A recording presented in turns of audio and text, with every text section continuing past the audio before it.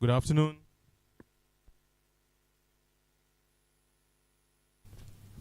Good afternoon, everyone. Welcome. We're sorry that we are started a little late. We've been waiting for some people who are on the way, but it's such an honor to have all of you all here. Mr. Joe, thank you so much for availing your time. You're a very busy man. I know you were on time. You were the first, to be honest. But thank you so much. Rest of the team, thank you for coming. We're going to start the proceedings of the day. I would like to call upon Mr. Hani from DSD to welcome your team and to share a bit about us, and then we'll proceed with the day. Thank you. Hi, good afternoon. We welcome you to DSD Studio Media. Today, I wanted to talk about DSD Group a little bit. DSD is a group of company. We lately in June, July, we initiate an opening for the studio media here, DSD Media. I'm working myself in DSD Tourism as the manager. DSD has several activities in tourism, in document clearing, in media, and in properties also. I welcome Mr. Joe. Thank you for coming. Welcome all of you. Please, thank you very much. Thank you very much, Mr. Hani. So before we go further, so we want to welcome again all of you all. You're being here. Thank you for your time. It's going to be a fantastic event where we are going to learn. We're going to hear from industry leaders, top entrepreneurs, and people amongst us. So how we came about this meeting is, I do not know if, thank you for people who are coming now. Joe is a voice in Dubai. And trust me, and Joe, I think Joe doesn't even know the impact that you have caused to many people. He plays a very a silent role or a quiet role, but he has impacted many people. And I've been in the F&B industry for quite a while, and then the business, African cuisine as a cuisine was not highly represented, except the brand which was created by Mr. Joe, Kiza. So people have tried, and people have come to enjoy the African cuisine from what Mr. Joe is doing. But then that's one side of his business. He's an entrepreneur, and there are some amazing stuffs he has done. One of the things which I am really touched is by I want all of you all to follow Mr. Joe on his Instagram. He talks a lot of sense. He talks a lot of important nuggets, important facts from his experience. And that, I'm telling you, that alone is worthy enough to encourage us, to strengthen us to go forward, to take the right decisions. And Joe talks from his personal experience. So that's how we've been talking, and then this meet came up where we want to give this platform to Joe to share from his heart, to share his experience. And before you all came, I had the privilege of talking to him just for 10-15 minutes. I'm telling you, those 10-15 minutes really inspired me. And the facts he was sharing, I'm telling you. So please, just take one fact from today, something you will take what Joe shares, and then please don't forget to take a picture with this man. It's going to be a valuable thing for you personally. But before we go to that, I would like to invite Mr. Delvin. Delvin was introduced to us in a similar meeting about 2-3 months back. That's how I got connected to Delvin. Delvin's story is amazing. It's just like most of us, how we have started a business, how we have had the passion and the challenge, and what he does, finding a niche, because sometimes you shoot in the dark, but Delvin very clearly has found a niche, and it's not very easy. It's not the easiest market what you're in, but I'm sure it will encourage people if you want to look at a niche, if you want to look at creating your own set of a platform, that I'm sure that Delvin is definitely going to share with us. I didn't set a topic for Delvin, but he's going to talk from his heart, and I'm sure we can all gain something from that. And Delvin will have the opportunity after that to have a discussion with Joe. We don't have it's not like a structured thing. It'll just we'll see how it goes from the floor. Okay, guys, if you can put your hands together to Delvin. Thank you very much, Suren. Thank you all for coming, and I'm very honored to be here to speak with Joe. This is our first time meeting, but of course his reputation precedes him. My name is Delvin Roshan Williams. I am the founder of DRW Communications. DRW is a boutique luxury PR and communications agency. We focus primarily on the yachting, interior design, art, aviation, and hospitality space. But more importantly, we focus on luxury as a set of experiences. And we focus on helping companies build their messaging. And that's important for me as an entrepreneur because I started by myself. I taught myself everything, as many do. But I started as a writer. I was a journalist for luxury publications in the States and found myself somehow consulting and for free at many times other companies and organizations and said that I wanted to do something for myself. I wanted to have this conversation today with Joe because I think like Joe and myself, there needs to be a stress on the fact that business is also about one's personal vision, generating one's legacy. And what I try to do with my wife and our business and what Joe is doing and what other people are doing around the world is using business as a tool for extending one's legacy. And I think that's something that's really, really important. Not just to make money, but money is very, very important. And we do that with our company. We try to pursue that messaging with our company. We focus on 3 areas: media relations, which is print, digital, interviews, podcasts, and media exposure. Thought leadership, which is where we work with CEOs and high-functioning entrepreneurs to get their message out and to get their personal branding out to the world. And we also work with organizations to build their online reputation, meaning PR is not just simply about lights and magazines, but building your online presence. So that's what we do. And hopefully today in this discussion with Joe and with you, we can really look at what some of this means for us here in the UAE and beyond. So I'm really excited to be a part of this event. I want to thank Suren for allowing me to take place, to be a part of it. And let's have a good time, let's learn, and let's see how we can take this further. Thank you so much. Thank you, Delvin. So before we go to our next, I would like to invite Shola. Shola is a wonderful guy. He knows food. He's been with Kiza. So there is no Joe without Kiza, and there's no Kiza without Joe. So Kiza is part of Joe. So we want to hear and share. Shola will come and explain. Last week we had a fantastic event at Kiza. So we had 8 different nationalities, 6 different chefs from different cuisine. We had one table. Thank you, Joe, for setting that up. It was fantastic. The feedback we got from them and how they enjoyed it, and it was really fantastic because non-Africans to try African cuisine and to get their feedback, that was a fantastic event. So that was really marvelous. I'm still getting feedback from those team, and they said they are going back and trying the rest of the dishes and stuff like that. So Shola, thank you for hosting us last week, and explaining the cuisine, the whole story, the Pan-African story. So Shola, I would like to welcome you to the front. Guys, put your hands together to Shola. He would take us through the Kiza journey. And maybe you can add how vision of Mr. Joe was on that, and that the cuisine and the whole story. It's your passion. So sure, over to you. Thank you everybody for coming out today. I represent a brand called Kiza, as is rightly mentioned, founded and owned by Mr. Joe, our Chief Inspiration Officer. I particularly enjoyed what you said about using businesses to stretch legacy, and that is exactly what Kiza is. We exist because we want to shape the future of Africa for the younger generation. That's the singular reason why Kiza exists. We figured out that you can do this by using slow culture and influencing people like the world does with Afrobeat music. So we have a lot of businesses that speak to these cultural elements that highlight things like African food, African cuisine, African music, and the likes. So Kiza is made up of a couple of companies.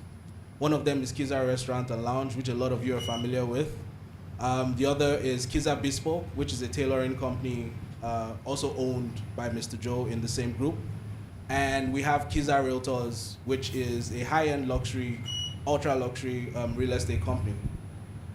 At Kiza, what we try to do is tell a story of Africa using food and music, highlighting taste from our lands, our seas, our streets, and our hearts.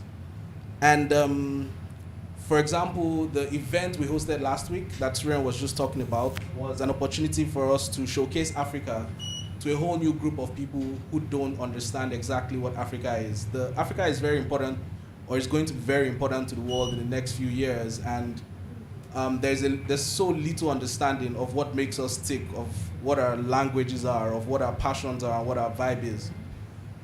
And at Kiza, we take that very seriously. For example, we have about 60 members of staff from 26 different countries. Diversity is one of the key things we're built around. The ability for you to showcase your culture to people who have not had access to it, for them to understand what it is, because it's not culture until you can share it with people and people understand what it is. So if you're looking to have a taste of Africa, if you're looking to delve into the African culture here in Dubai, I would urge you to visit Kiza Restaurant and Lounge. It's in the ground floor of Emirates Financial Towers in DIFC. And that can be the beginning of a journey where you sort of understand the culture and the vibe that is, the African people. Everybody's welcome at Kiza, of course. We do not discriminate. Diversity, again, is one of the strong pillars we're built on. And we want to leave behind a legacy where every young person in your right will be proud to call yourself an African, because there is a business or a set of businesses that have been set up and that are excellent and that are great role models for you to emulate. So that is what Kiza is about. Again, thank you for the opportunity to be here. Later on, you're going to be hearing from Mr. Joe himself, and I think that is going to be a very inspiring session for everybody here to learn from. Thank you so much.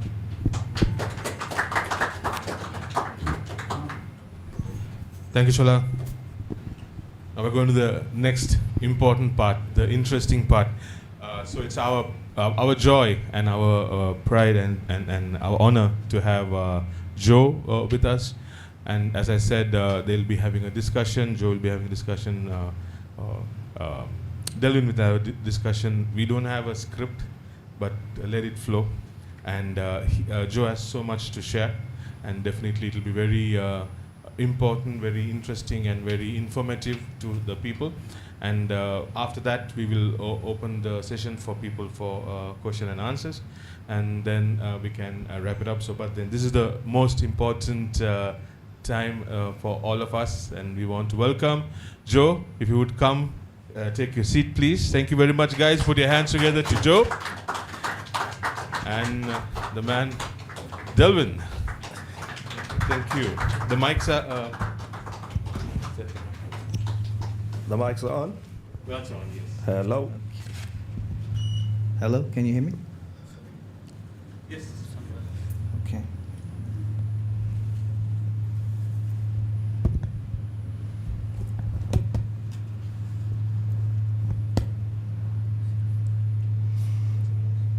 Good afternoon, guys. Can you hear me? Clearly? Thank you. Okay, shall we start? Yes. Yes? Okay, so of course, thank you for being here to take the time to share your wisdom and your insights. I'd like to maybe go back a bit and ask you about not simply what was life like for you growing up in Nigeria, but were there lessons that you learned early in life that shaped how you thought about business, how you thought about money, how you thought about the possibility of creating ultimately one day at Kiza? Yeah. Sometimes there are signature events or moments where people switch on. What was that like for you? Right. My name is Joe Osawaye. I'm Nigerian. I say I'm Nigerian to the core without any apology, because I think that is one of the greatest countries on earth for the impact it has in the mindset of people. I moved to the UAE about almost 12 years ago. I grew up in a middle-class family back home in Lagos, Nigeria. I grew up in a bakery. My mom had a bakery while my dad was a chartered accountant. I started to understand the journey of business quite early. Because I remember my mom used to wake up like 4 in the morning, sometimes 3 in the morning, to prepare the pastries, the cakes, and everything that had to be shipped out at 6 in the morning to the different departmental stores so that when they are open, it will be ready for customers to get. Therefore, there's a certain level of discipline you start to see from an early childhood. For you to wake up consistently for years at 3, 4 in the morning, every time to make sure that the business promise you've made to a potential customer is met is very, very important. A lot of us missed the train this afternoon. The train left this venue at 1 p.m. and there were maybe just 2 people in the train. Why am I saying so? There is a certain level of discipline that is required to excel in business. Timing and time management is one of the biggest part. It tells you you have respect for your customers or the people you're dealing with. I'll give a classical example. We run a restaurant. We say we open 12 noon. Imagine customers coming to the restaurant at 12 noon expecting to get served. And it is at 12 noon we're trying to prepare the food. Would you ever come back to that restaurant? Guys, I like to be interactive. When it's not a monologue, it's a dialogue here. It's not me having all the experience in the world. There's experience sitting on all the seats here. So when we ask you, let us have this Georgia, yeah? So would you come back to that kind of restaurant? No. No, exactly. The same thing happens in different businesses. In this place today, I expected that 1 p.m. on the dot would start. So rule number 1, keep to time. I learned that, I told you from Mama. One other thing that she introduced us to very early was to participate in the business. Every child loves a lot of candies and a lot of ice creams and all that. But you know what Mama did? Mama made us earn it. Therefore, you must participate in the business. Yes, she's not going to wake you up at 3 in the morning, but 6 in the morning, you got to wake up, help her pack some of the stuff, write some labels those days to place on the packaging before it goes out. So we've imbibed that culture of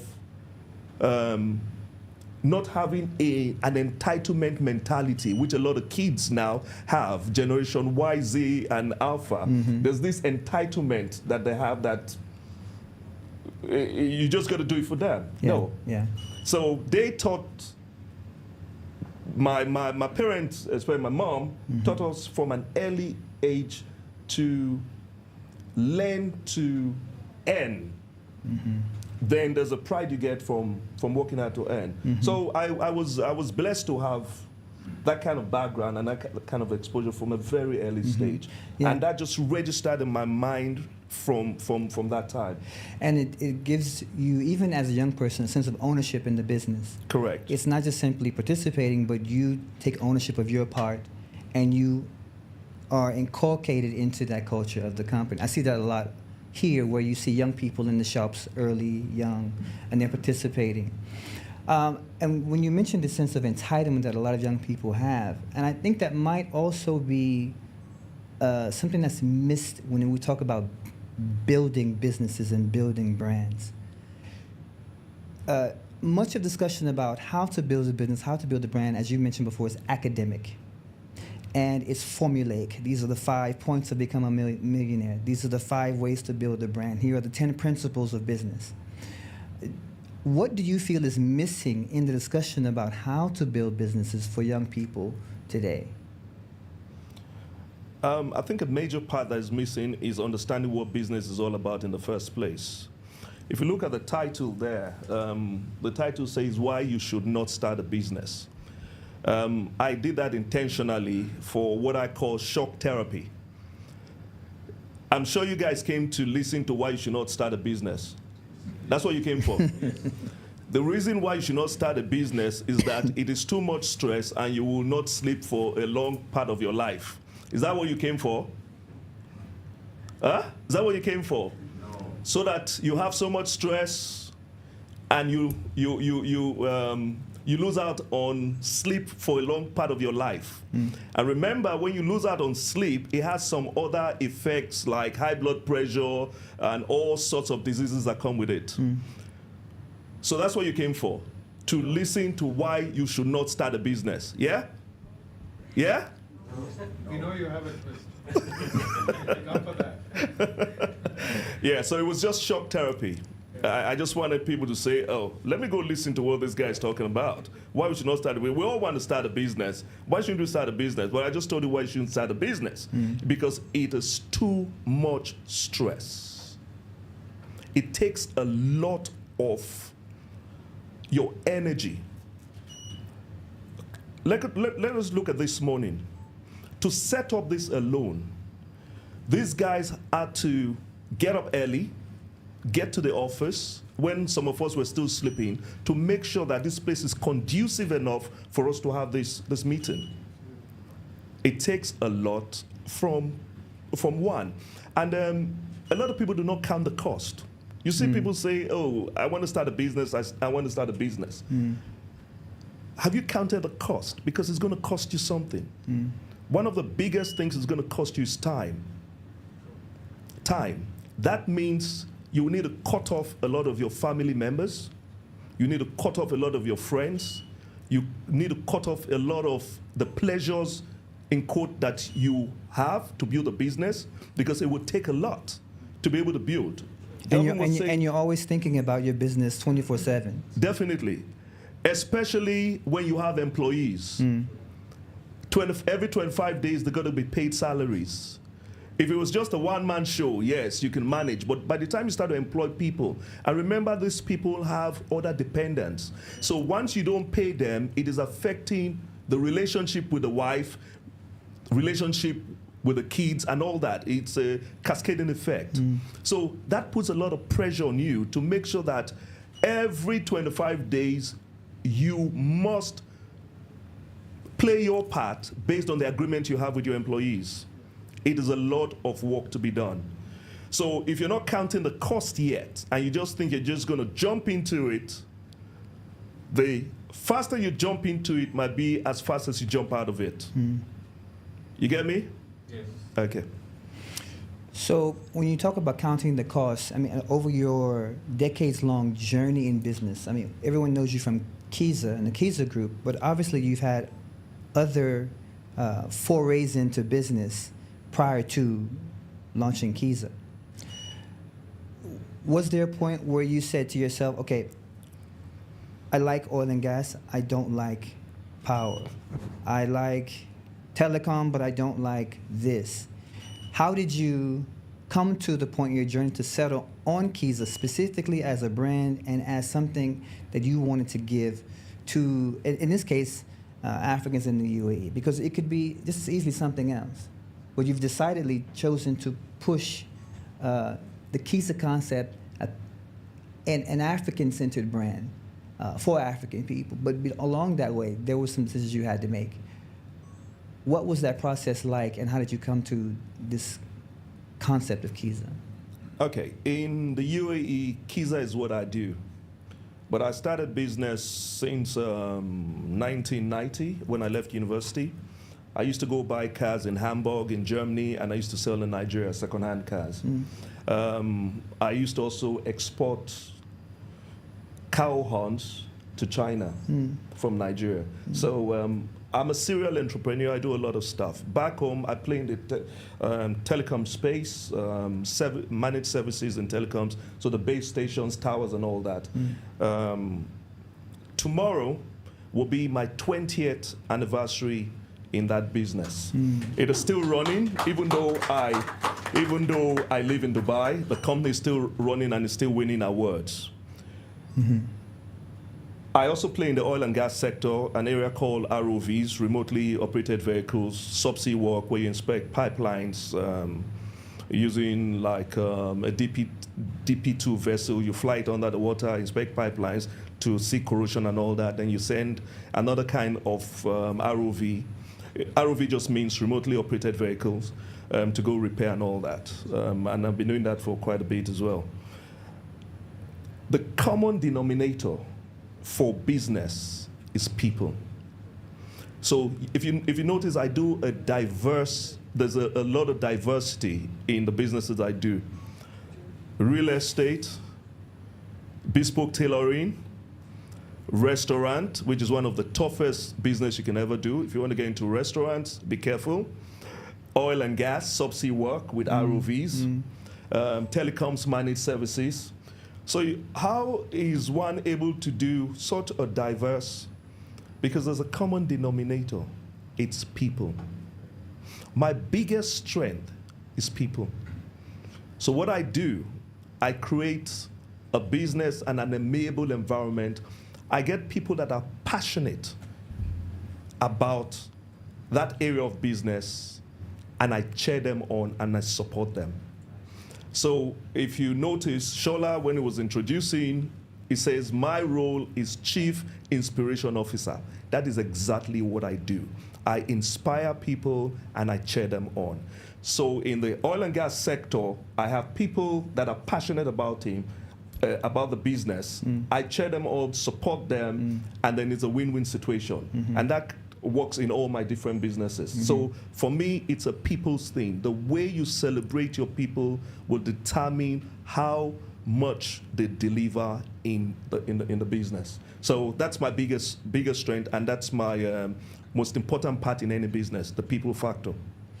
It's also a mentality thing. We spoke earlier before the program started about the fact that you don't see many African men in business who are the heads of groups. We talk about business a lot. So many people will have a business. Not everyone will have a group of companies under which there are a number of different specialties. Is it something that we need to incorporate into the culture of teaching young people about business, to not just simply have a business, but to expand that business into what, for example, looks like what you have today, a group of companies? What is the mentality you have to have, or should one have, I should say, to be able to get to that level of business, or to execute at that level of business? Right. The mentality there is the business is not about you. It's putting other people in front and celebrating them. To get a certain kind of joy and happiness where you see people excel, and it's not the camera or the focus is not about you. I enjoy that. I like the works of my hands to speak for itself, not necessarily me. And it's a mindset. A lot of people like to be glorified. They like to be in all the front pages of magazines. They like all that kind of stuff, all the attention on one man. No. The attention should be on the guys running the business, and you just create that amiable environment and support them. Which is why it's a different mindset. That's why I can sleep. Remember I told you, you lose sleep, you get stressed, and all that because you're running the business the wrong way. When you want to do everything by yourself, you want all the attention to be about you, then it's a stressful life. How am I able to be in 5 countries running different businesses? It's not possible. But there are people you can delegate. So that's where the power of delegation comes in. You can delegate and support and make them shine. It's making other people shine. That is what makes you shine. And that's why you're decidedly kind of low-key, right? In the UAE public, kind of, yeah? Everywhere. Okay. Even in Nigeria, 20 years Fair I've been enough. running the business. Nobody knows me, but they know the guys that run the business. It's a mindset. For me, the biggest part for me is my time. You say the rich people have money, the wealthy people have time. Fair enough. Fair enough. What would you say would be, since you're known for Kiza in the UAE, what is your vision for Africans in this part of the world? There's so much in Africa that no one is telling our story. First of all, we need to start to tell our story, and that's what Kiza is all about.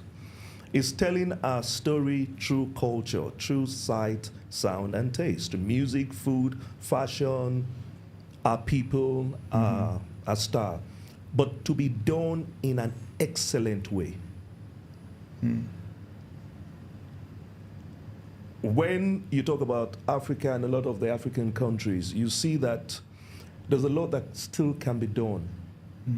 So for us, we're saying, excuse me, let us use this brand as a case study or an example where we can showcase that things can be done, especially in a very structured space like the UAE. For Africans, we need to tell our story. We also need to tell our story excellently. No matter what area you're participating in, what area of business you're participating in, it's all about excellence. A personal mantra of mine is that you know that your brand is good when you can take it anywhere. It can be the same brand and resonate the same way in Abu Dhabi and Hong Kong and Paris and Milan or New York or anywhere else. And I think Kiza is doing that and has done that and has demonstrated that the ability to do that. You said there's a lot to be done. What do you mean by that? What I mean is there has to be a lot of other people doing what I do. It's a mindset. We need to be able to create brands, not just businesses, but brands. And you're a PR man, you know what I'm talking about. That the younger ones can look up to. There's a big gap between mentorship and mentees or prodigies. You don't see a lot of African businesses that have the vision to do the kind of things that we do. We should learn to practice what I call delayed gratification, where it's not about the comfort all the time. It's about setting up businesses and organizations that will outlive you. So you talked about legacy earlier on. For you to be able to do that, the foundations of the business has to be solid. Otherwise, how would you be able to replicate it if you want to take it globally? Or how would it stand the test of time for those coming behind to say, oh, this business has been so much, is run by an African, and it's still doing fantastic. Our benchmark should not be mediocrity. Our benchmark should be excellence. So you look at the best companies in the world and you see what they do, and you emulate, because you could take from any industry and just take the best ideas and apply to what you're doing. So it's about being out there, providing excellence either through a product or through your services. I think more Africans should pursue that in their businesses. So let's say I'm a young African entrepreneur, and I have an idea or product. I think one of the things is, you mentioned mentorship. These relationships are not in place to be able to drive the energy and the understanding. So maybe particularly in the UAE, there could be something where there was a business mentorship program. I'm not saying that should be it, but from our conversation, that seems like something that could be really, really important. So I'm a young business person. I have an idea. I want to make it. Where do I start? How do I start to build a brand? Because as you mentioned before, a business is not a brand, right? So I need to be able to go from step A to create a business and then move to a brand. I guess a better question would be, how do you move from a business into a brand? I think that's a better question. Right. You're a young guy or a young lady. You have an idea. Know one thing, everybody has ideas, so there's nothing special about your idea. What is business? Business is providing a solution to a problem. So if you have an idea and it's not solving any problem, it's absolutely useless. So first of all, the idea has to be a solution to a problem. Either a product or a service or a combination of a product and a service to solve a problem. That is where it all starts. Mm-hmm. Mm-hmm. So you young guy out there, say, yes, I have an idea. Have you crossed the hurdle of what problem are you trying to solve? If you've not crossed that hurdle, you got to go back and look for a problem to solve. If you've crossed that hurdle, then how do you start a business? Do you have money to start a business? Because you will need money to start a business. A lot of times you cannot work as an individual. You need to set up a corporation or a sole trader or whatever. When that starts, if you don't have that money, where do you get the money to start? It has to be with the people closest to you, your friends, your families. But I say that you must have a skin in the game. If I'm coming to friends, families, and I'm saying I need 100,000 dirhams, but I've saved up 30,000 dirhams, it's different. There's a level of risk you're also going to be carrying. But if I come and uncle says, okay, what have you saved for this business? Nothing. It shows that you're not ready, you're not serious. So maybe sometimes, even though you have an idea, you need to go work for some time. Get experience, save up some money so that your credibility in looking for funds will not be challenged. Because if you don't have any risk in the game, why should I risk my own money or time to be in the business? Mm-hmm, mm-hmm, mm-hmm. So you got to start by understanding that we said something initially. You should not have an entitlement mentality. Nobody owes you anything. I can tell you for free. Nobody owes you anything. I was reading something the other day where Warren Buffett's daughter, you know Warren Buffett, the Oracle of Omaha, Berkshire Hathaway, the guy, was asking for money to go do something, maybe to buy something or to fix the kitchen. Yes, you saw it. And a billionaire, he says to the daughter, take it to the bank. Go get it from the bank.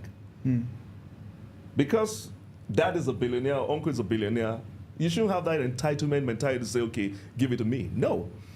If truly you want to do that business, you must be able to create a plan where it is sellable to the banks. If the banks do not approve it, then the business has not been thought through properly, because that is the litmus test. If you can take it to the bank and it is bankable, then you can say you're ready. But before then, thinking that because daddy has money or uncle has money, they should give you, the answer is no. So you must understand, you must have that mindset to know that it's a long game. It's not a short game. I think the lesson here, one of the lessons here, is that in terms of business, the issue is not really the primary issue is not money. True. We were talking earlier, and I said if you look at billionaires and you listen to them talk, or millionaires and hear them talk, and you ask them what is the most important thing about being a business person, they will not speak about money first. The same with what you're saying here, is that Correct. It's a mentality thing. So I think the lesson here is that there's a lot of internal work that has to be done for people who are in business to be able to get there. If you were to, two more questions, if you were to speak to your younger self today, what would you say? I would say, Joe, you've not done badly at all. Well played, well played. Number one, don't be afraid to fail. Failing is part of the journey. Remember, there's a difference between failing and failure. Failing is a process, failure is a destination. When you've accepted you cannot do it anymore, that is failure. But as long as you fall, stand up, dust yourself, whether you're running towards the end, the end of the line, or you're crawling there, or you're rolling there, just continue to move. So failing is part of the journey. Second, I would say you must be passionate about what you do. You must enjoy it. If you don't enjoy it, it becomes too difficult because there are so many times you wake up, you're not in the mood to get out of bed because it's too much headache. But if you found something you love to do, like what I've found, I love people. So I'm so happy to get up every day to go network somewhere or hang out in the restaurant to meet new people, talk about life. So for me, I've found something that I'm passionate about. So it's not too much work. And if you look at me, I don't look too stressed, do I?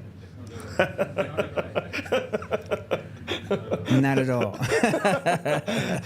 So that's the secret. I have found my purpose.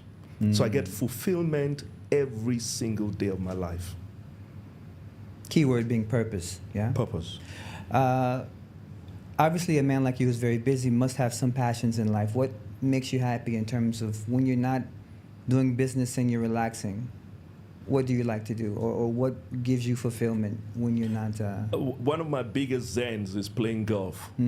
I love to play golf because it reminds me of the game of life. How so? You can do all the preparation you want to on a business plan, but when the business starts, the true reality of the business sets up and comes up. And then you will need to go back to the drawing board to tweak. The same thing. You can do all the preparation. But when you hit the ball, the elements take control.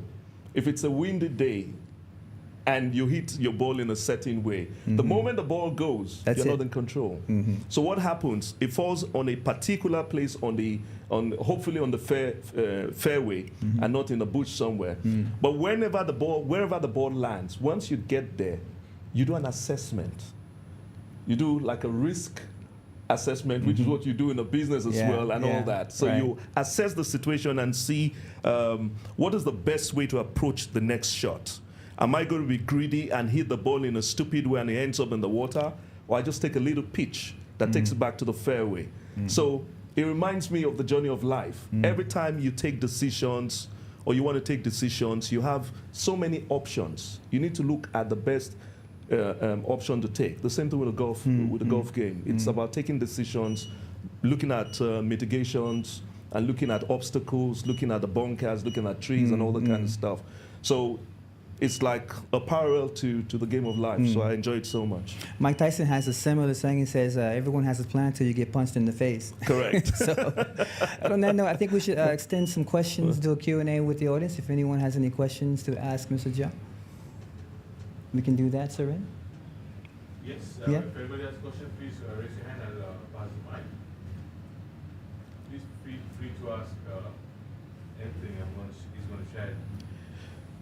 Let me say this is your chance to ask the question. Yeah, now. I was going to just say the same thing. You don't give me chances like this, so I think you should definitely ask if you have any questions. I think the gentleman back here has a question. Thank you.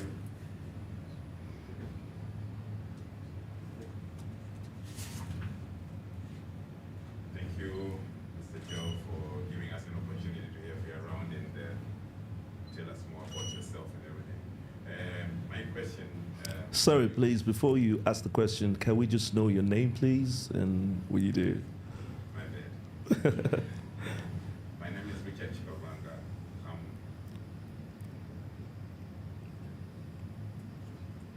My name is Richard Chikabanga. What's it?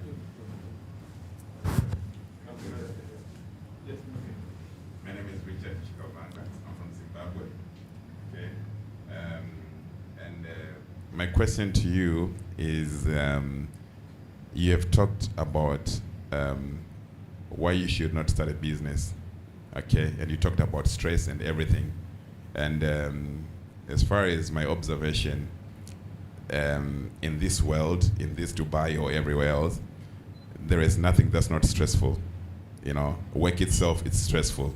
You know, waking up there to go out for a schedule when your manager is waiting and screaming at you, it's stressful. Okay? And that's number one. Number two, should we say to start a business, okay, like yourself, you had the privilege of having a parents who were like already well up in their life, and I'm quite sure one way or the other they supported your growing up of your business and everything, supported you probably to become what you are today. Now, for somebody who doesn't have that support in life, okay, somebody who has to struggle for himself to start his own thing, what would be your advice to the person? Okay, you were talking as well about you should have a plan that you go out to the bank and you have to get the bank, get attracted to what you're, the plan that you're showing them for them to lend you money. Okay, for someone who has not reached that far, okay, with a less amount of dirhams or any amount of money to start a business, what will be your advice? And is there any type of business that you'll be advising to the person to say, okay, go start like this, and probably it will be come up something there? Thank you very much. You will need to choose your stress. Whether to, you just answer the question. Life in itself is stress. So you will need to choose your stress. Sometimes the stress from running a business is more than the stress of working, because working, you know that every 25 days you get paid. You're not thinking about it. Your role there is to just go do your part, do your job, and you expect to be paid after 25 days. On the flip side, the owner of the company, whether there's sales or not, is obliged to pay you. So it's a different level of stress. But in any way, life in itself is stressful. So let us accept that. It's part of the journey. A lot of people that have really made it globally did not have parents that supported them. Look at. Sometimes when you have rich parents, it also affects your ability to grow, because you now are over pampered. There's nothing to prove. If your dad is a billionaire and he has put 2 billion in your account, what else do you want to do? That's another level of stress. Yeah. Because now you have 2 billion in your account. Why should you wake up from bed? You get depressed. So not having it is a beautiful thing, because there's a journey of 50 years or something to enjoy the journey of life, fail, enjoy life. And so my parents only gave me good education. They never gave me money to start business. Everything I've made, I wouldn't say I did it with my hands. It's by the grace of God, number one. It's all about the grace of God, because it is in Him we live, move, and have our being. So if you say you made it, no, there's no self-made, because the breath belongs to somebody. But money-wise, for parents giving me money, no, but they gave me good education. Based on good education, I'm able to look at life in a certain way, and my failures over time, the amount of things I've seen, I'm not a young man. I'm more to the other side than what you guys probably think. Maybe this is going to tell part of my age, but sometimes you dye this now for fashion. But you also talk about bankable. I didn't say take it to the bank. I said it has to be bankable. What that means is you bring in assets and liabilities to anybody, either to your uncle or whoever you're trying to pitch your business. What asset do you have? Part of the assets you have is the money you saved up to show seriousness about what you're about to do. So I'm not saying take it to a bank. Most times from the beginning, you cannot take it to a bank. You got to prove the concept first. You got to run it for some time. You got to show positive numbers before you can now say you want to go take it to the bank. But I just said it has to be bankable. So whoever you're going to pitch your idea to, it has to make some kind of sense, and you must have skin in the game. Thank you, Joe. One more question. Good afternoon, everyone. Yeah, my name is Fashakin Daniel. I'm a Nigerian based in UAE. I'm a freelance data miner and a full-time real estate consultant. My question today is, you spoke about businesses, how you can start from the scratch and make something good out of it. And you also talk about brands to, how you build a brand. So my question is, now, with the current situation in the country. Which country? I'm going to be using two countries majorly, Okay. Nigeria and the UAE. And with the current situation in terms of the visa issue, which we've been battling here and there for like 2-3 years now, and as a young entrepreneur, someone that has an idea or someone that has a vision to create something, and there's a lot of I would say, a bit of limitation in terms of visibility or access to particular heights or where you want to go to because of a little bit of probably you are getting denials based on some regulations and everything, policies that are kind of restricting you in a way to explore the way you want to. So in that kind of situation, as a young entrepreneur or someone that's looking to build a brand, how do you survive? There will forever be limitations, forever and ever. Someone say amen. Forever and ever there will be limitations. Yeah? How bad do you want it? That's the question. It's all the mindset. You're looking at limitations, people are looking at it as opportunities. Business is about bringing value. If you had something that was so valuable, either a product or a service, that could change a problem that a lot of locals have, and you were the only one that had that solution, would you be saying what you're saying? Therefore, go back to the drawing board and go create and innovate something that the world would desire. Let us don't focus on the limitations. The limitation is a trick. It's to test you whether you want it bad enough. When you prove that you want it bad enough, it will deliver to you. It's all in your mind. There are limitations, but a lot of the limitations are self-imposed, because as we speak, other people are creating, other people are innovating, and they are rewarded materially and money-wise. So don't spend too much time there. Spend more time on creating value, because the only thing that money follows is value. A lot of us have different phones here. I think today there's going to be a queue at Dubai Mall it's already there for iPhone 16. Why are we going to queue? Why? Because in our minds, someone has created something that is of value to the world. That everywhere in the world there's a queue in front of the Apple shop today to get the iPhone 16 Pro or Pro, whatever. So focus on creating value. Can I add something to that? Yes. Joe mentioned earlier that you have to be willing to do the work. In my own example, for example, I had to write for free. I did a lot of things for free.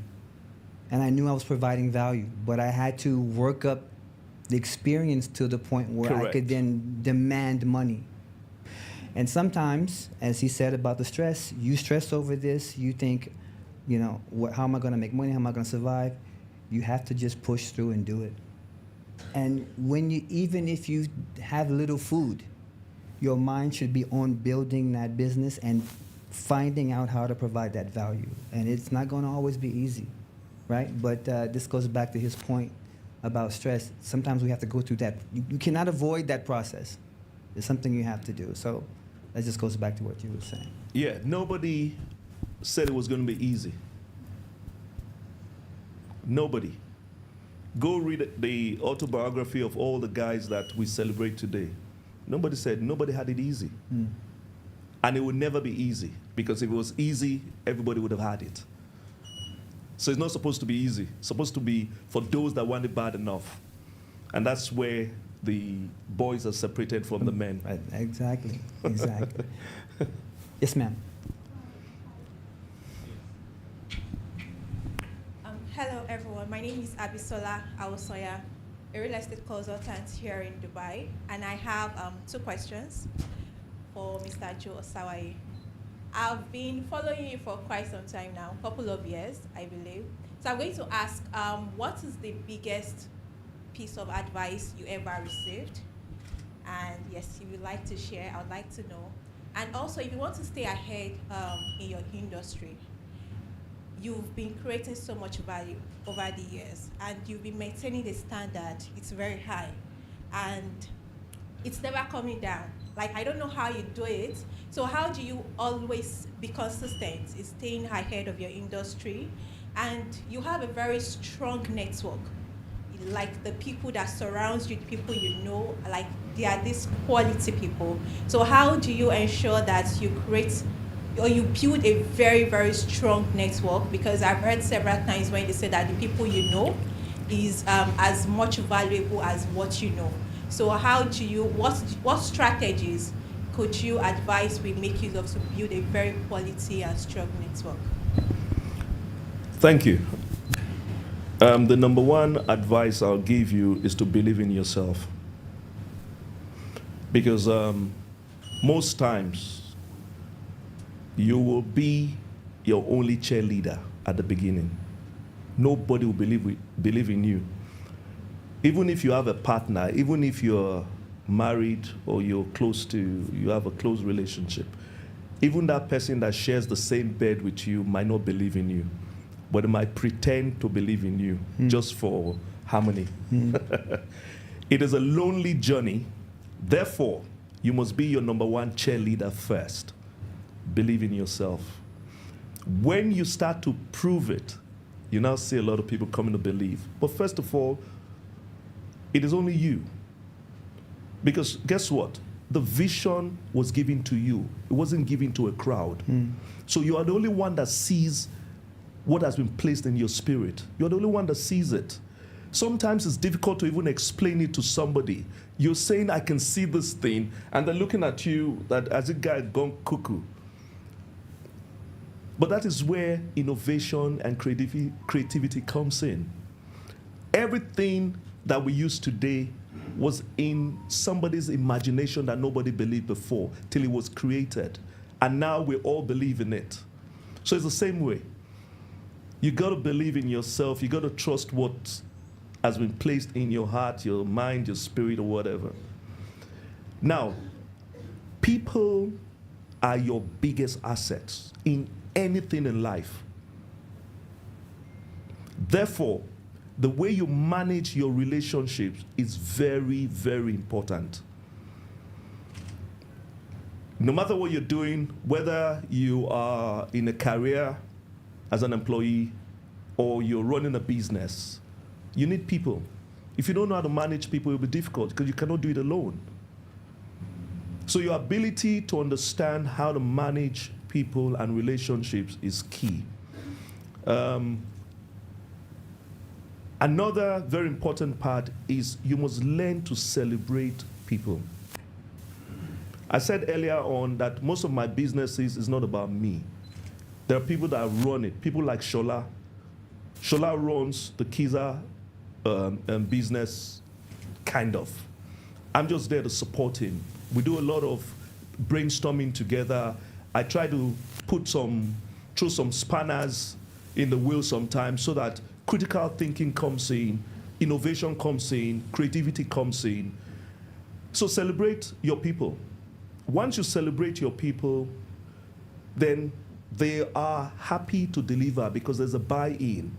But if it's all about you, after some time, you will expire.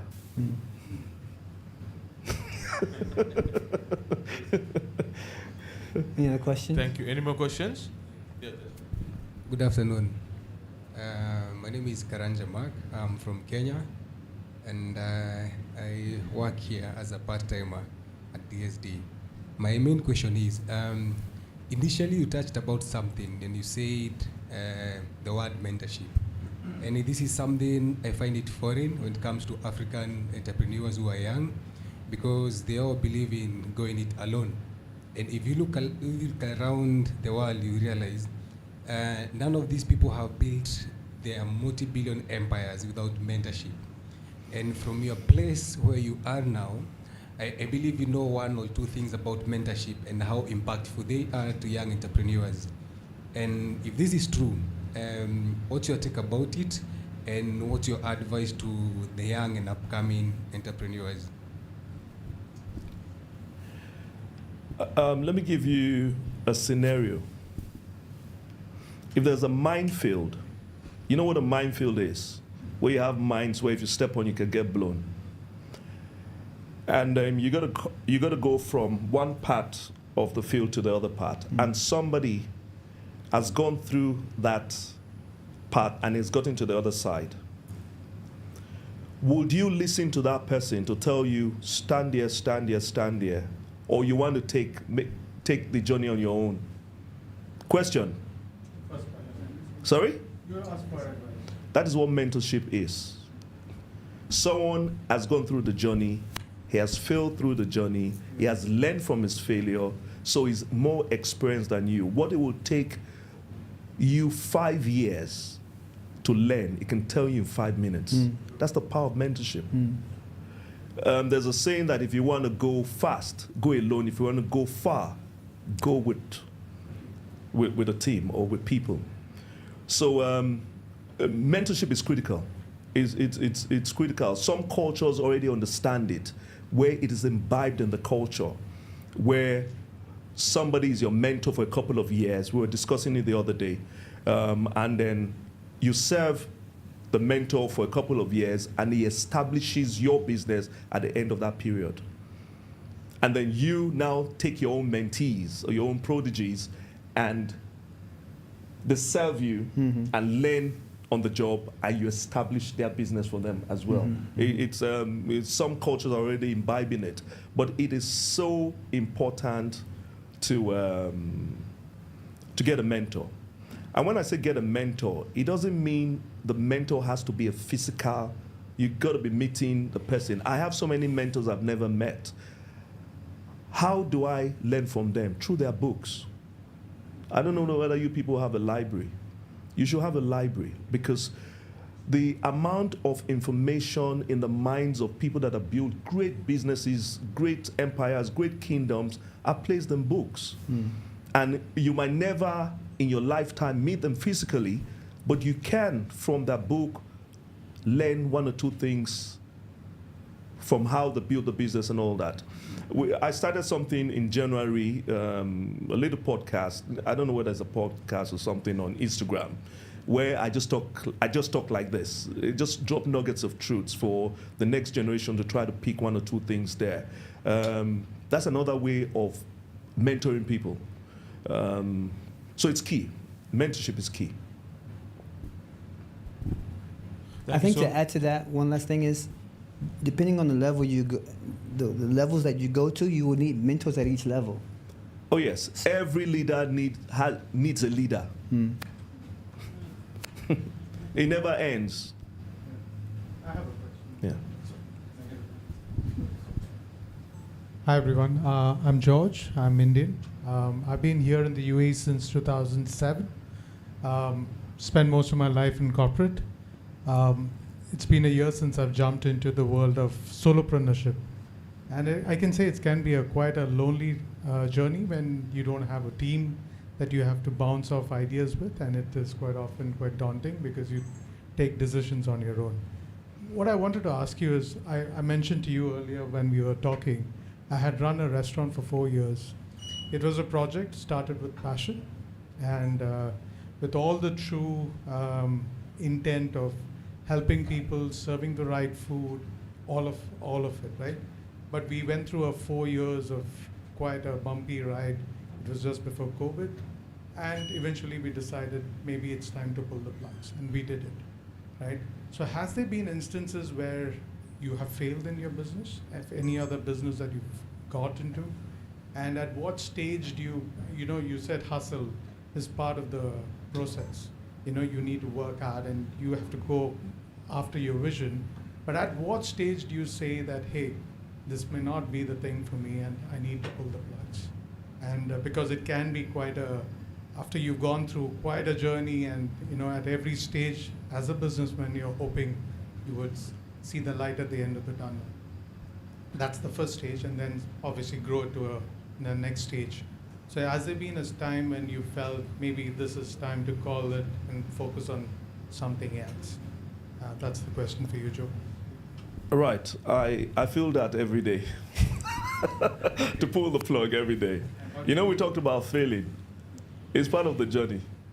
And guess what? Whatever you're going to jump into, you're going to face it there as well. So you might as well stay with what you know already and continue to hammer on that. If you're going to leave this business, you spend so much time, effort, and you jump into another business, you're going to start from scratch again. You're going to go through the process there. There will be stress there. There will be everything there. Now, one of the things that keeps us going, there's something in business called grit. You know what grit is? Tenacity. It's an inner strength that you develop over time. It's like going to the gym, and the first couple of months you can just lift 50 kg. And after 6 months, you're going to 60. And after 2 years, you can do 150 lift. It's the same thing. It's a journey. The internal strength and internal power to hold on is based on experience. You've seen it come so many times. You now understand seasons. There's something they call pestle, where you talk about things that might affect your business, political, economic, social. Almost 2 years ago, the UAE stopped Nigerians from coming in. 50% of Kiza's business is Nigeria because we have a culture of big spenders. We've had to hold on, even though it's been tough for the past 2 years. Not just Kiza, but any business, even the Gold Souk and Dera and all the textile market, they felt the impact of Nigerians not coming in. But based on grit, internal strength, seeing the light at the end of the tunnel, because when the market now opens again, would you still be there to take advantage of the market? If you're not holding on, then you'd have lost out the two ways. So it's the ability to hold on, grit, and understanding that everything in life is about seasons. A couple of weeks ago, it was very hot in Dubai. Now the weather is starting to get beautiful. We're going to enjoy it till March, April. It's going to get hot again. The same thing in life. It's about valleys and hills. Yeah. That's what life is all about. Yeah. Thank you, Joe. One more question. Thank you so much, sir, Thank you so much, sir, for the opportunity to learn from you. Akorede here from Nigeria. Building Restaurant, a prop tech brand that is changing the narrative of how micro investors build wealth. So, a practical question here. Knowing what you know now, what would you do differently if you are starting out again?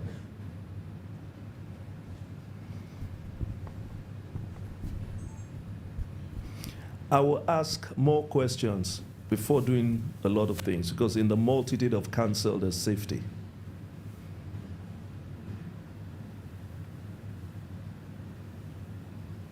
You look not satisfied with that answer. I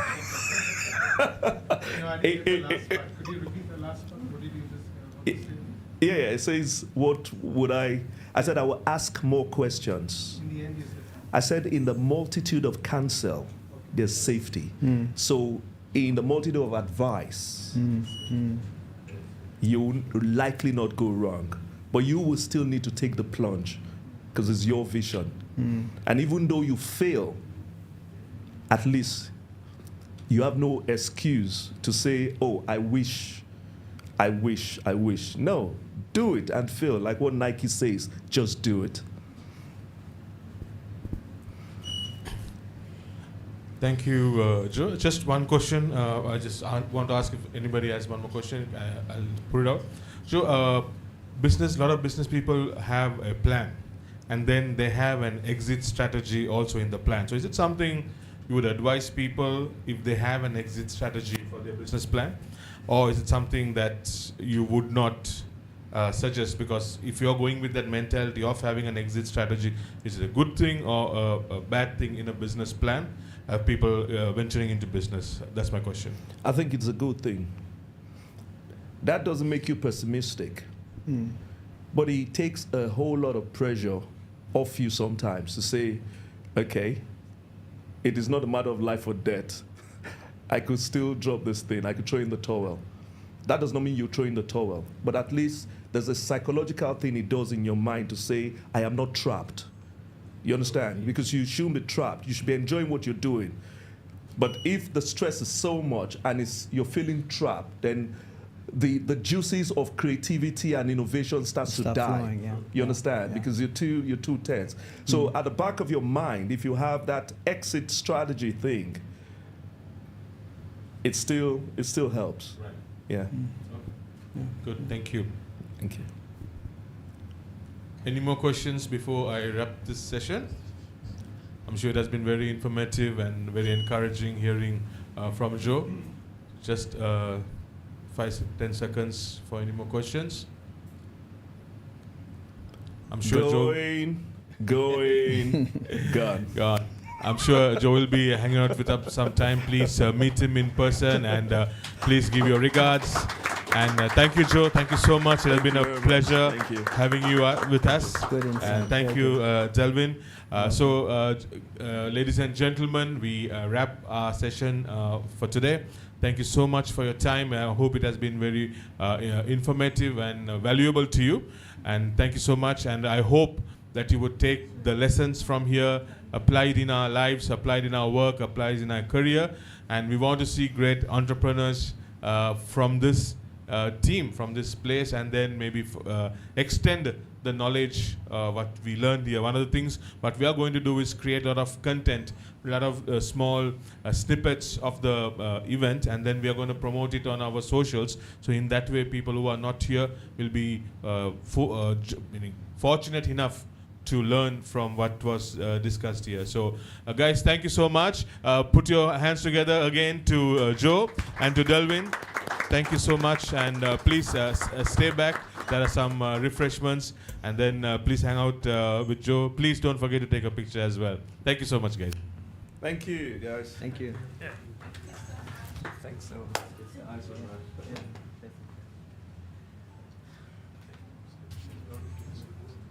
Oh, yes. Is it a picture or? Sorry? Oh, okay.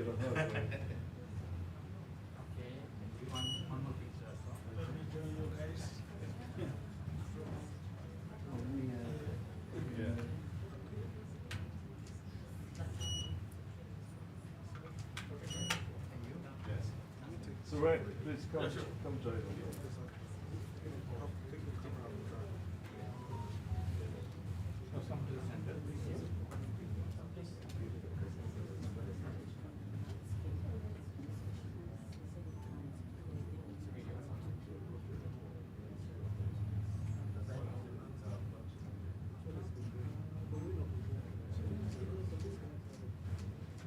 Thank you. Thank you. Are you taking? So please let us know. Because, we're already moving.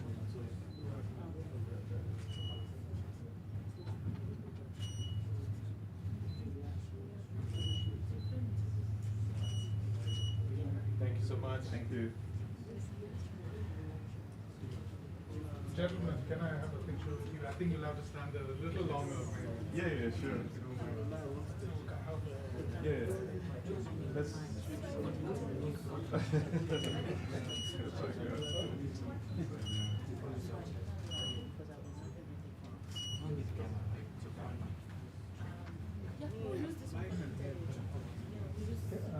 Delvin, can I have you? Thank you.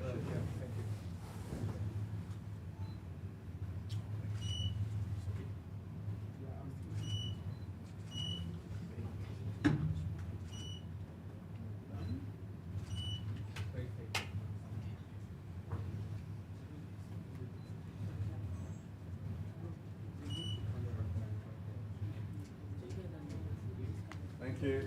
Joe, thank you very much. Bless. Absolutely. Thank you. Thank you. Thank you. We'll be in touch. Yes, I'm just would love to hear more about what you have to offer. Have you been here? Are you operating out of UAE still? No, it's been that way. Sorry, anyone that wants to take a picture of me, please come because I need to rush for another meeting now.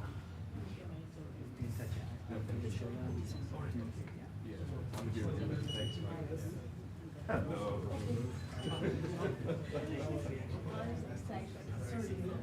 Because it's rushing, I will take it first. Sorry. Yeah, Will it take long? Oh, no. What to do?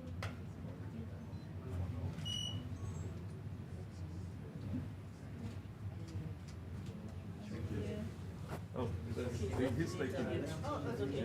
Yeah, because it's going somewhere. So I take just Thank you, sir. What's up, buddy? What's your name? Where you from? Oh, Eugene, with the Buddha Buddha.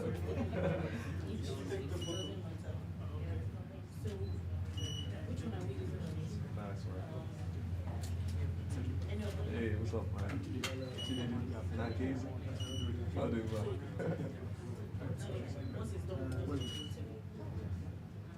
Nice, man. Thanks, man. Nice.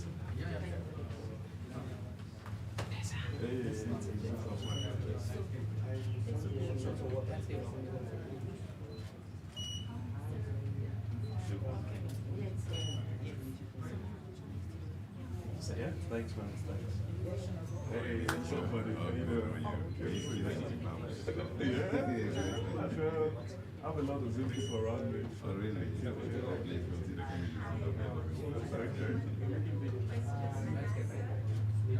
Excuse me. Hello. Yeah.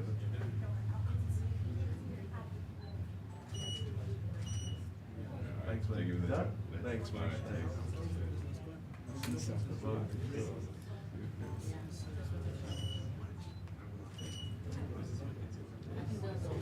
Yeah? Yeah. Thank you.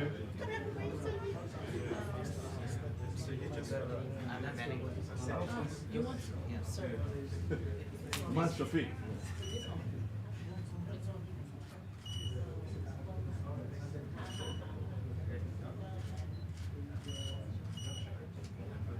Thank you. Okay, sir. So we use this one. What? Yeah. Why did we sit in the No, stand? stand. That was just a small question. Yeah, What's yeah, that yeah, many yeah. questions? Don't worry.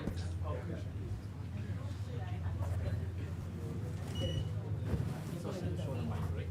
Yeah? So if you just show the mic, right? Yes. It's fine. Is the mic working? Yeah. It's on, yeah? Okay. So, Mr. Joe, I'm just going to ask you some questions. Yeah. No. So I don't need to show. Okay. Is this fine? No, don't worry. Okay, all right. So, Mr. Joe, thank you so much for your time. As a businessman who has been doing business here for so many years now, what can you say about the business, terrain, particularly as in Nigeria? What can you say about the last few years? How has it been for you? The business terrain in the UAE, Dubai is fantastic. It just depends on what you're doing. For us in particular, there's been a little bump because of the ban of Nigerians coming into the UAE.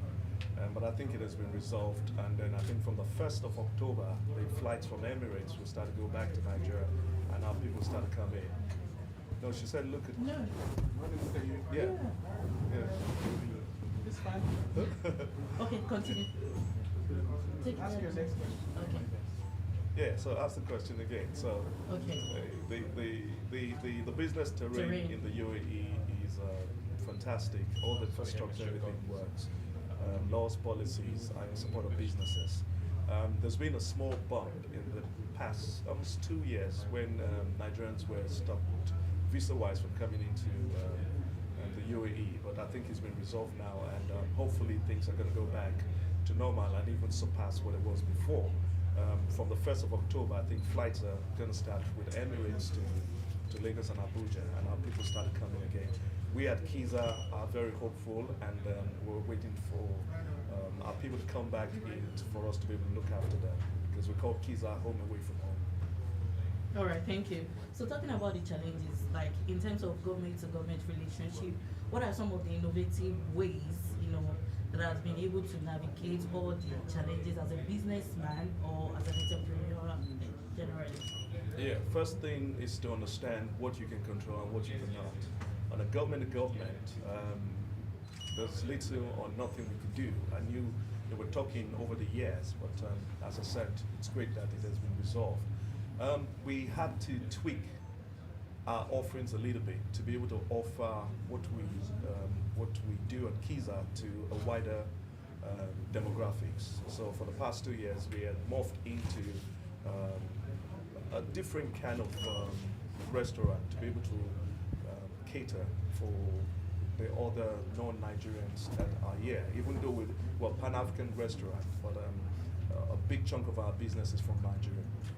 All right, so you've given a lot of advice during your section, and I'd like to ask again, what do you think young entrepreneurs should be doing differently in this region, for them to strive and also succeed?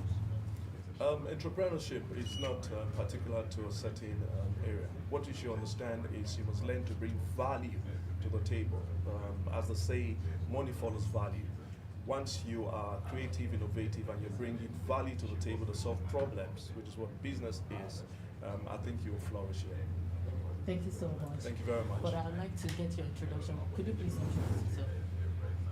Hi, my name is Joe Osawaye. I am the Chief Inspiration Officer of the Kiza Group in Dubai. Thank you. Let me do it. In one more. Yeah.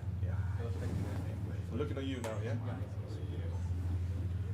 My name is Joe Osawaye. I am Nigerian. I'm the Chief Inspiration Officer of the Kiza Group in Dubai. Thank you. Thank you. Yeah.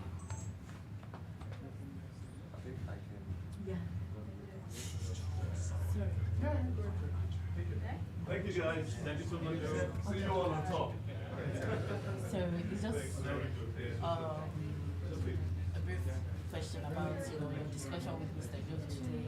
Can you just tell us more about your business drive as well in UAE? What do you think, and what are the challenges you're facing, and what are your advice also to young entrepreneurs? Because you have to ask me because I won't remember. Yeah. Okay. So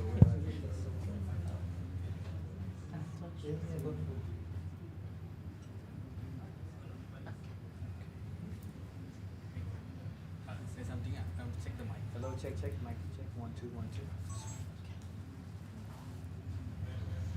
So no money. Okay. So I'm looking here or looking at you? You're looking at me. So I'll stay on this. Okay. Ready? All right. So could you please introduce yourself? My name is Delvin Roshan Williams. I'm the founder of DRW Communications. Okay. So as a businessman here in UAE, what are your challenges and how have you been able to navigate them? Well, I think the challenges can be categorized from easiest challenge to most difficult, right? The challenge is always making sure that your product or service is meeting the needs of people that you're trying to serve.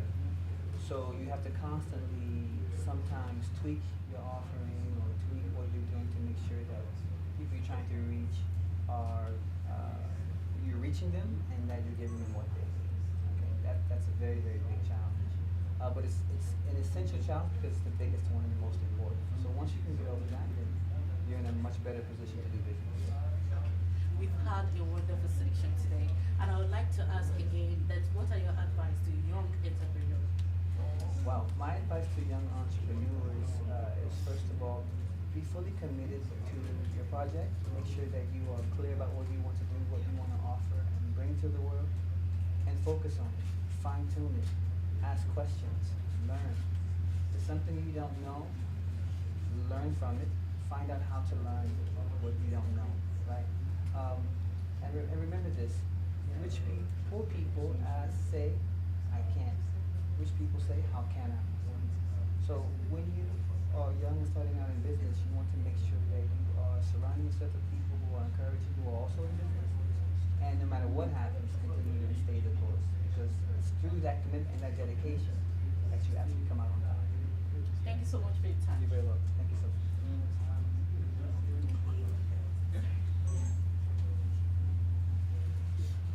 Oh, sure. I will. Are you in a hurry? That's okay. Okay. So, Yeah. You want to place it there? yeah, don't mind. Please say something. Check, check. Oh, could you Hi, be on the can you sir? hear me? Yeah. Is that fine? Yeah. Can you hear me? Yeah. Yeah.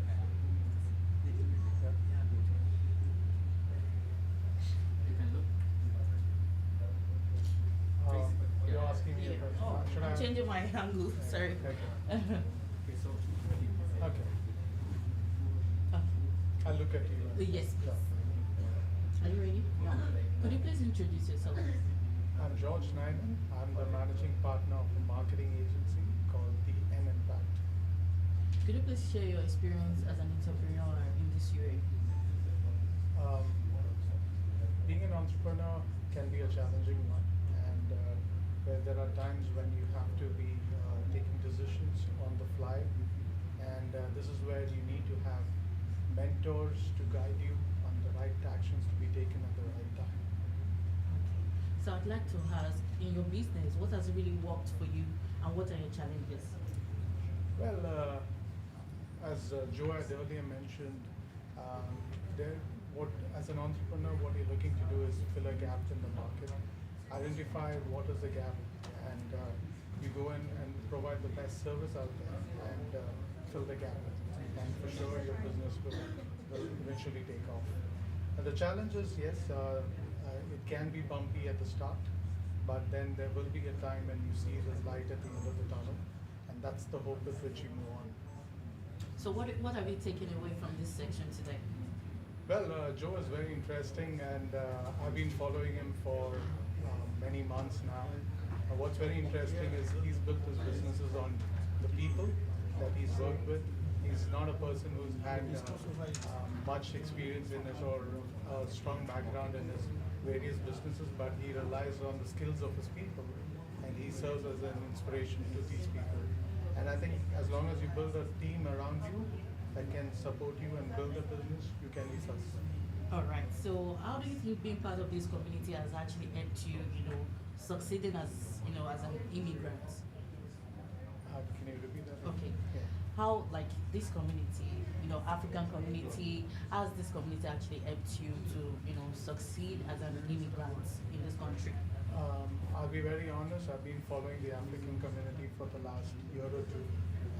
As a restaurant owner, I had a few African staff who worked with me in the restaurant, and that's when I really got interested in knowing more about their culture. And I must tell you, they are very enterprising. It was an eye opener for me working with these people, because there's so much of energy that they bring into the business, and there's so much to learn. Me as an entrepreneur, hiring the African community, I learned a lot from them, which I thought was an amazing experience for me as a restaurant. Thank you so much for your time. Thank you. Thank you. Over is okay. Sir, can I take you last? I need more time. No problem. Please.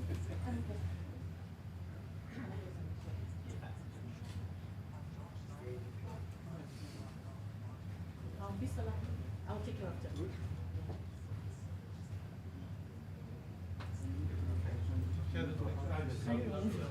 Is that possible? Sorry. Can I? Is the audio clear? Thanks for inviting me. No, I need to fix it. I don't want it to hold it. That's why every time check to go. Are you from Nigeria? Okay. Is it fine? Let me see how it looks. Let's check. Yeah. It's okay. Please check the mic. Could you please introduce yourself? My name is Chinedu Akubo. Sorry, one second. And your glasses. Because your face. Yeah, thank you. Okay. My name is Chinedu Akubo. I'm from Nigeria. So we have to take it again. You have to speak louder because you're a little low. So you look at me, I'll stay on this side. Thank you so much. Yes.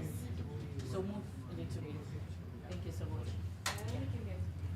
So, are you ready? Could you please introduce yourself? Yeah. My name is Chinedu Akubo from Nigeria.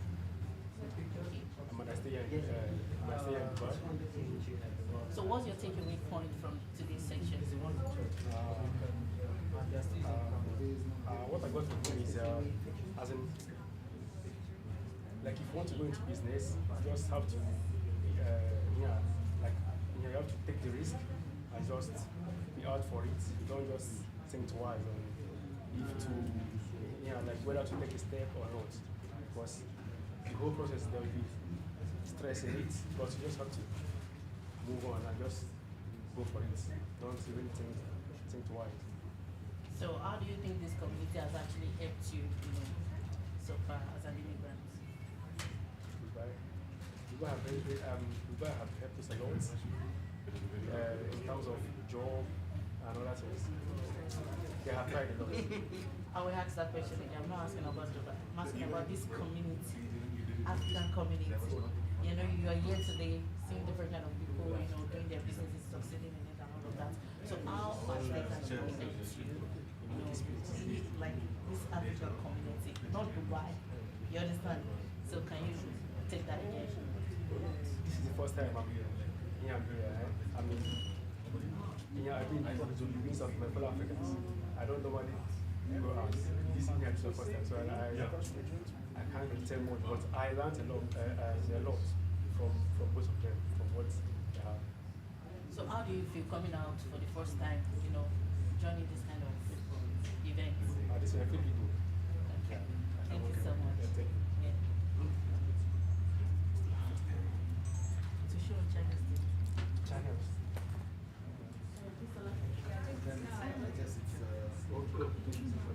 It's not much of so much time is not working in the whole setup. So I have hours where I'm doing different then the other time I'm just at the restaurant. Have we been recording? Ah, okay. You got me worried. I was actually worried. I'll fix it for you.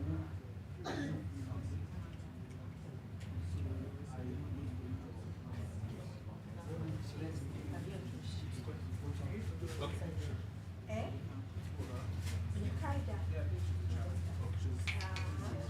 Can you focus? Answer yes.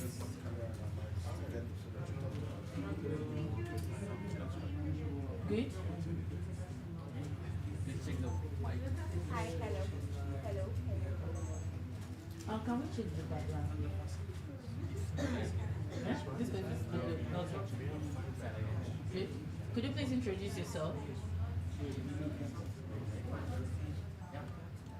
My name is Abisola Osawaye, and I'm a business consultant. You look at me. Yeah.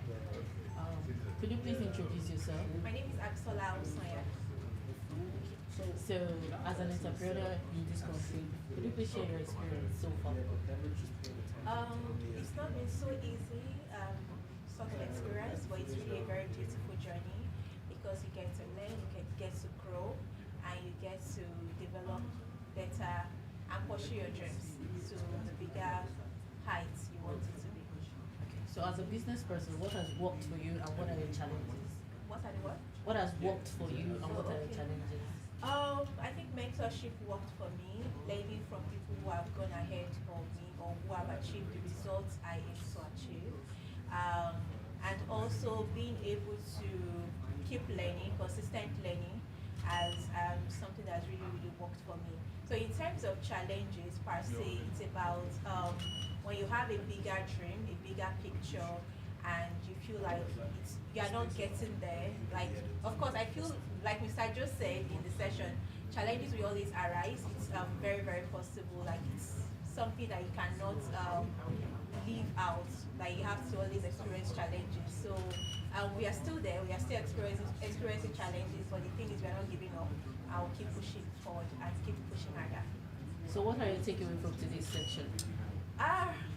Today's session is really, really an incredible session. I've learned so much from Mr. Joe. He's someone I've been looking up to as well.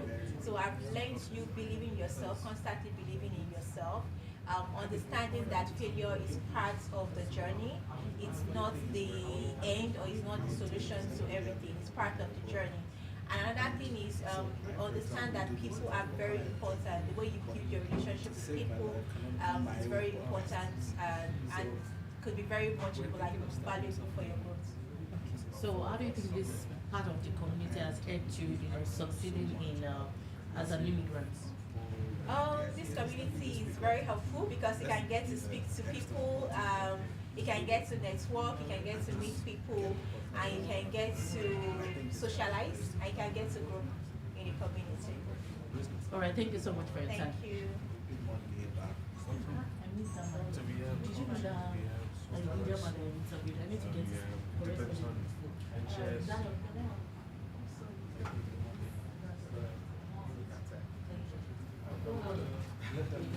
Yeah, no problem. I don't know you, please, can you leave? Okay. No. Remove it. It's nice, or I should take over? Huh? I should take over. It's fine, it's fine. Okay. Check the mic. Yeah, hello. Can you hear me?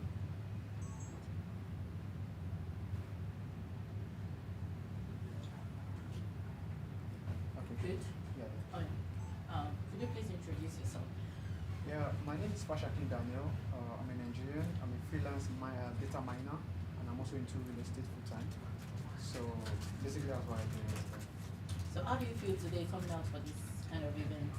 To be honest, I've been following Mr. Joe for a while, and he keeps inspiring me when it comes to business and how he's able to sustain his business so far. And like what my friend said, how he's been able to stay ahead of the game because in the midst of challenges, and it's not really easy, but I've been able to get motivated, from what you said, especially to my question on how to survive even in the midst of struggles, in the midst of limitations, because sometimes when you get all this news, it affects you in a way because even you're also suffering from some little things like policies whereby things you only want to do, you could not do them because of you're having some issues with some documentation, with some legalities and everything, and you're like, I don't want to go all out.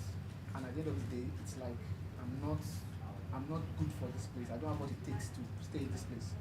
And it has a limit. But with what I've had today is like, regardless of what is going on around you, just keep doing what you have. Especially if you believe surely in yourself.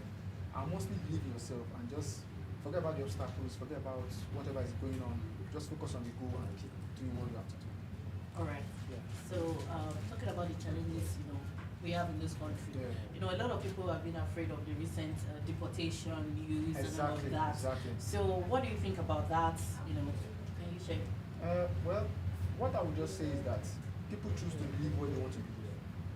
I feel like as an individual, no matter what's going on, you're only 100% sure about your own self, what you do, your reaction and everything, and your environment. So I would say, fine, some of these things might be true, but right now I don't even want to believe anything negative. I just want to focus more on the positive parts, focus on the goal, and keep doing what I have to do. That's just it. Okay. And again, a lot of people believe that, this October everything is going to be, like come back to normal, have everything back, as usual. Yeah. You see that coming, right? Well, at this point, I think our government needs to step up because we've been waiting for so long. And now that we know that Emirates is really back in Nigeria in October 1st, we hope that by that time, everything will be like resolved, and everybody can go back to normal. We can have access to everything that we're meant to have access to as a citizen of Nigeria, even in the UAE. You know, so I feel there should be change in the coming days. So hopefully. Back to today's event. What are you taking from this section? What have you taken away from this section? Well, what I've taken away from this event is the fact that regardless of whatever institution is around you, just focus on your goal and keep on building capacity. Because one day, that thing you are building, that thing you believe in that you have, will yield. And if you give up, then that means you lose out. So don't give up no matter what, how stressful, no matter how bad the situation may look like, but just keep doing what you have to do and be consistent, and one day to pay off. Thank you so much for it. You're welcome. Last. Can you call him?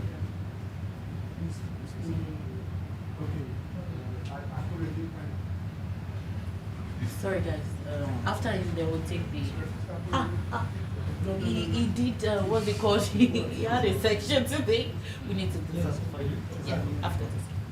They wouldn't ask me about deportation. What will you be asking? Your clothes. Where will we have this? Can I talk? Is that fine? Can we have it? Yes. This side. No, it's not allowed.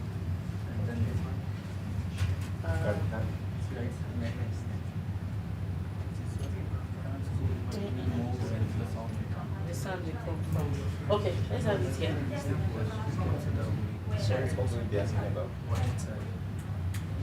But don't move too much so that we don't have your chain sound. Okay. Okay. Okay, yes.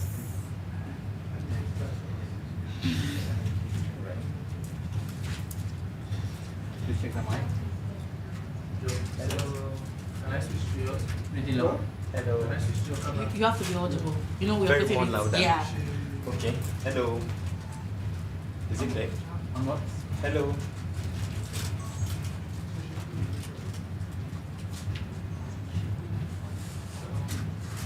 Good? Okay. Okay. You ready? Could you please introduce yourself? Alright, I am additional Kuride, an advocate of impactful leading, committed to lifting hands and activating people as a lover of God, resulting to putting quality smiles on people's faces. I'll come down. Let's come. You have to look at me. Okay? Okay. Yeah. I thought Please. Alright, that's we have to look in it. No, Alright. please.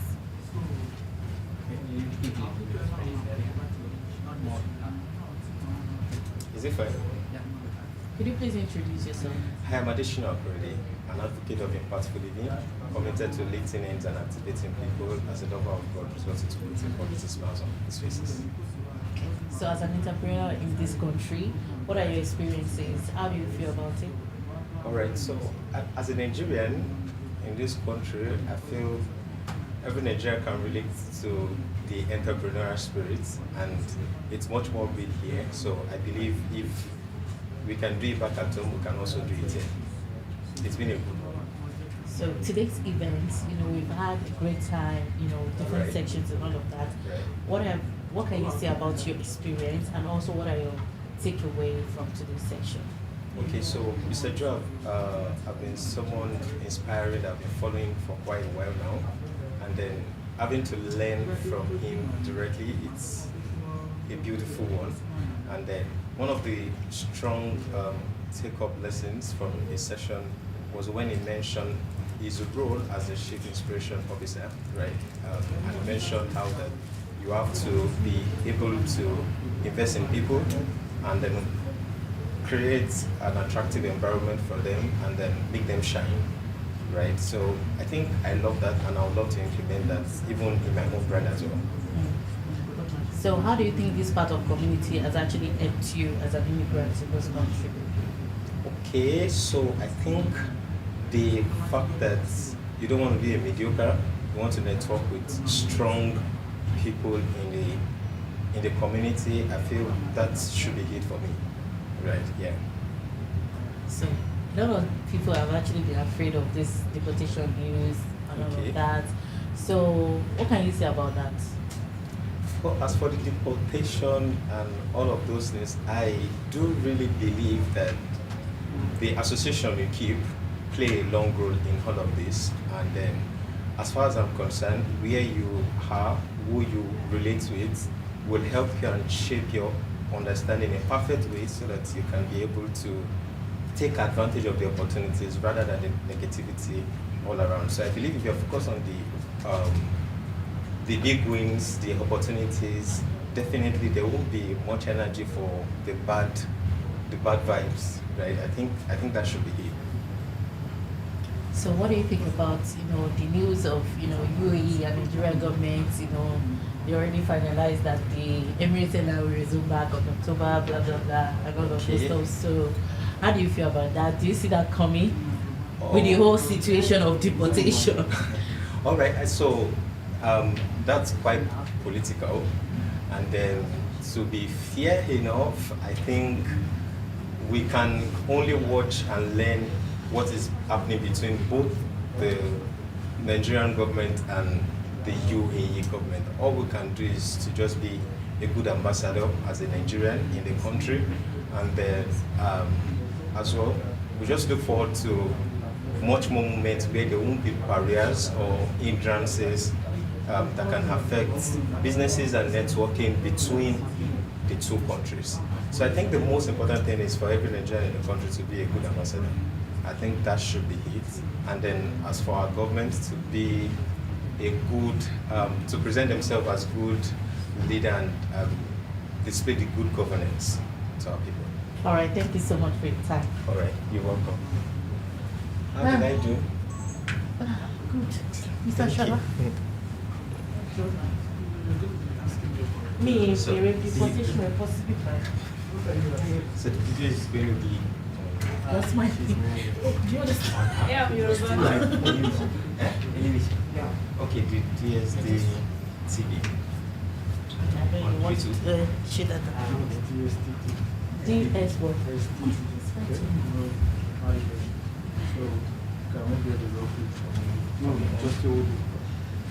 Okay, so it's your media. Mr. Shola, this is part of your head, right? I mean, the permission. The one drop with the drive. Yeah. We'll send you an That was more like a very long process, but yeah. We'll send you an invoice. Yeah. I want the one every day. Yeah, because we did live, so we didn't. I don't think we did one like just like let's. Full name, so we will not send you spell ours from and then you send us. You understand what I mean? Just write It's one like this. Channel TV. Okay, Mr. Shalom. You understand how media You have works, to be right? clean. You're not so you're sure of what you did, but then you have to ask. Excuse me, Chrissy. Why did you tell me that the mic was on? I didn't say it's only one thing. So Yeah, please but my remove son- it. Rather. Check. Because There's no place for me to put it in a have the thing. you have to Check, some, check. It's doing both. Some, check. Check. Introduce yourself, please. There is. Yeah, you see?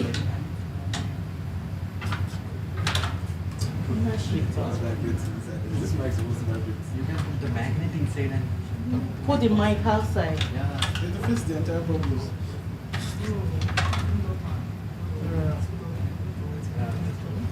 But that's not straight. It's Why what not they just call- put it on the pocket? Mr. Shall I Do do this in that? Just Please. Just continue. Thank you so much. Please, can you begin to Daniel? Daniel. Your name, please. Full name. Yeah, thank you. what questions will you be asking me? I need to know first. You're not. Okay, so I'm going to be asking you, basically, you represented Kiza today. Okay. Speaking about, Kiza, experience and all of this stuff. So I'll just ask about your challenges, as an entrepreneur, as the end You know, let's say the We don't have challenges that are willing to share with the media. okay. On a serious note, that's why I don't like to interview people that I know. Why would I be telling the general public about my challenges? So that they learn what has worked for you and what are your challenges, you know? So this episode, you know? Or if you don't want to do all of that, let's focus on the events. So, let's just focus on the yeah, don't let us go that deep. Yeah. So just share your experience today. That's today's event bring for you. What do you think? I wasn't paying attention. Yeah. And I'm going to ask you as an entrepreneur, what are your experiences, you know, so far in this year, blah, blah, blah. So that's it. I'm so sorry, sir. Okay. Are you going to also intervene? Yes, sir. Yeah. Okay. So what am I looking at? I'm looking at you, right? Yes, please. Ready? I can't do this. Daddy Ebu. Hey, Daddy Ebu. Please. Okay. Serious now. Could you please introduce yourself? My name is Shola Alonge. I'm the general manager for Kiza Restaurant. So, as an entrepreneur in this country, what are your experience like? Isn't this the question you said you were not going to ask me? Let's start again. I have great things to say. Let's start again. So it's up to you. Whatever you want to say to the general public, it's up to you. I know exactly what I want to say. Yeah. Only you. How many minutes? Alright. Okay. Could you please introduce yourself? My name is Shola Alonge. I work with Kiza Restaurant Lounge in Dubai. So as an entrepreneur in this country, you know, how has it been for you? What has worked for you and what are the challenges you face? I think that the UAE is one of the greatest landscapes you can have for entrepreneurs and for running a business, because there is a lot of organization in the way that the systems run. You get a lot of support from the government. As long as you do the right thing, you hardly run into any issues. Okay. So throughout your section today, you know, I just picked one or two things, but I'd like to ask you about Kiza restaurants. You know, with these all challenges, you know, UAE government and Nigeria governments are actually facing in their relationship and all of that. Has it really affected, you know, the business, and what can you say about that generally? So it's changed the way that we do business here, because, I mean, as you know, a lot of our customer base is made up of Nigerians who are usually in transit here for tourism and so on. And over the last 2 years, we've seen those numbers come down a bit.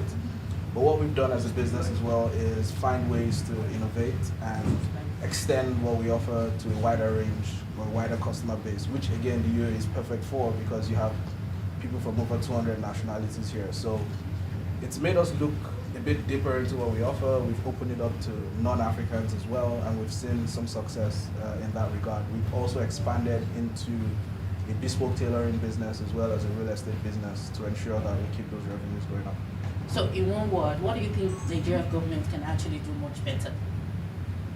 Govern, you know, I guess. No, cut that out. Please don't ask me about the Nigerian government. Why are you scared?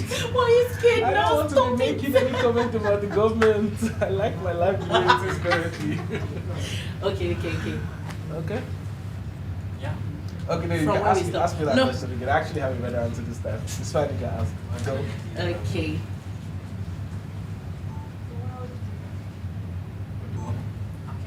So I'd like to ask you, what do you think Nigerian government can actually do better for, entrepreneurs in this country? I think that the role of any government is not necessarily to be in business, but to make sure that the environment to do business is conducive. So if there are any initiatives or any ideas that the responsible parties in the government can implement to make the lives and the livelihoods of Nigerians, especially outside of Nigeria, a bit more comfortable, or just to get us a bit more respected in the international sphere, that would be very, very, very helpful. You know, because on any given day, being a Nigerian outside of Nigeria, usually could mean one or two things, depending on who you're talking to. So I would just prefer that we're respected a lot more in the international market. That would help a lot. Okay, so what are you taking away from today's section? We had, a short, section from you as well. So what can you just say about it? So the session and why we do everything we do at Kiza basically is to give young Africans anywhere they are in the world the confidence to innovate as they travel, or to be proud of what they are or where they're from, to have a sense of origin. And that's what we do, and that's what Mr. Joe tries to do all the time with the inspiration. So especially to Africans watching this, what I really would need is for them to believe in themselves, and for them to be proud, and for them to attack whatever challenges you see coming. You need to have the same opportunities as anybody anywhere else in the world. The fact that you're African shouldn't mean that you're at disadvantage at any point in time. If anything, it's an advantage. That's what everybody needs to understand. All right, thank you so much for your time. Thank you. Just give me stress. Okay, the last one. We'll take it. No, just last one. Then we'll enjoy you. Okay. Please read the book. You can enter to this. Tomorrow. We also have an event in Kiza on Monday.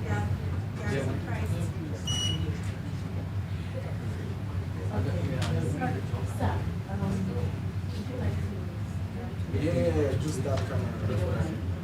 I mean, you still do your highlights on whatever. I just need that so that I can chop it. Do you think we should change? Do you think we should change? Sorry. Do you think we should change the or still? Alright, sir. Thank you very much. Pleasure. Yeah. Okay. Okay. So it will be here now. Okay. Someone who speaks India,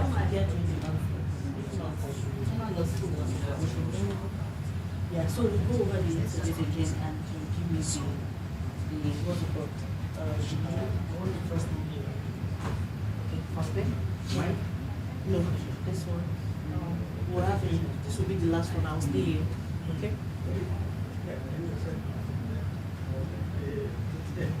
It's coming.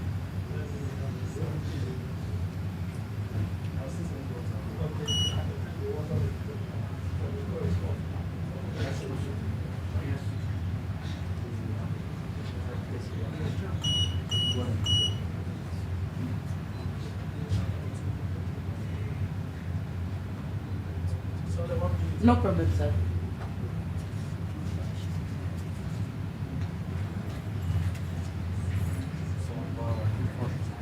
Yeah.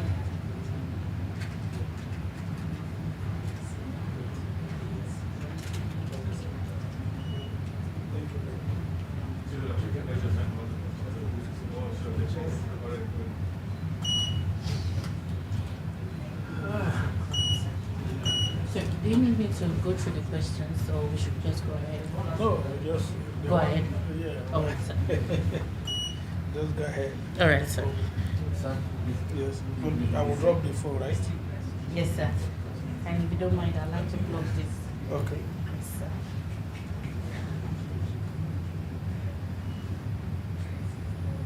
Is that good? More hope down. Good. Would like to check the mic. Okay. Yes, sir.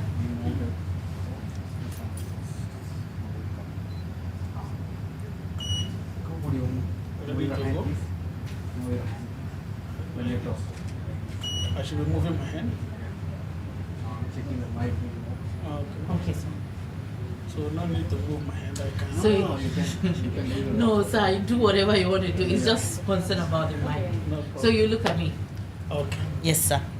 Yes. So could you please introduce yourself? Okay. Yeah, my name is Happiness Freeborn. I'm the CEO of DSD group of companies here in Dubai. All right, sir. So I'd like to ask you that, why have you put this kind of, wonderful event together? What actually inspired you?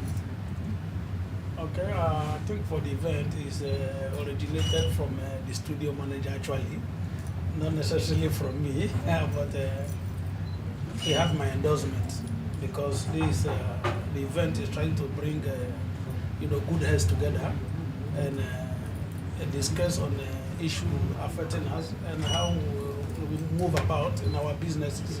So it's encouraging, it's good, and I supported it. Yeah. All right, sir. So as the founder of DSD, what do you think, what are the impacts, are you looking to make through this kind of event? Okay, yeah, the major impact is we really want to encourage Africans, especially, to diversify and go into businesses.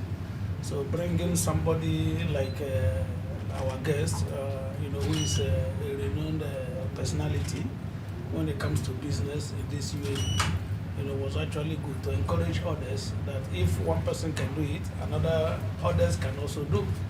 So that is actually what we want to, what I'm looking forward to see happening going forward. Okay, so what would you like to say to the Nigerian government? Like, what do you need the Nigerian government to do that they can help, businesses here in the UAE? It's a very long list. Well, charity begins at home. I will only ask the Nigerian government to do better. Once they do better back home, it will affect all of us globally. Yeah, I guess that is all what I will say to them. They should do better, improve on their governance back home, and once there is an improvement, it will rub on all of us in the diaspora. Okay. Thank you. Sir, so I'd like to ask you that, as a businessman, you've been doing business in this country for a while, for years now. What can you say about the business terrain, particularly as in Nigeria? What can you say about the business terrain? For the business terrain in this country is very good. Dubai have managed to build a very good country, which everybody is welcome to play their part. But as a Nigerian, there's always some prices you pay of being a Nigerian. There are some things you don't find easy just because of having that nationality as a Nigerian. That is the only challenge you have. But for the society, the country, it's very good for business. Okay, sir. So what are your advice, to the young entrepreneurs, like, what should they be doing differently in this country to strive and also to succeed? Yeah, they should be doing differently? Not really differently. They should do like others. They should step out there and engage in business. I like to see more Africans, more Nigerians owning a business. And I'm seeing it happening now. If our brothers who came earlier, they started it, maybe by now we've taken over some certain sectors of business in this country. But gradually, I think the vision is coming up. Most Africans are opening a business here now, and I want them to continue, so that we become big players when it comes to business here in UAE. Thank you so much for your time, sir. Thank you too. Yes, sir. Thank you for having me. Yes, sir. Thank you, sir.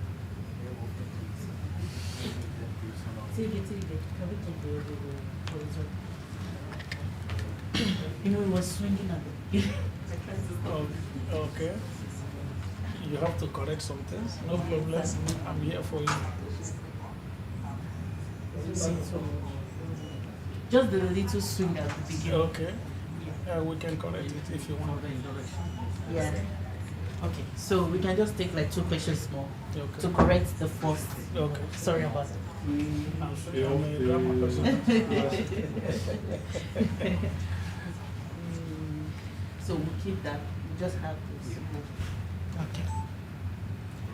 Yeah. So could you please introduce yourself, sir? Okay, yeah, my name is Happiness Freeborn. I'm the CEO of DSD group of companies in Dubai. Okay. So I'd like to ask, why have you put this kind of amazing events together?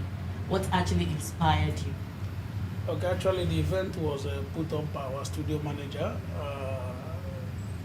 with my endorsement. So he had the dream, and I saw it's a good one because the event is to bring the business community, the African business community together, where we rub minds and discuss the way forward. So I guess it's a good thing, and he had my endorsement.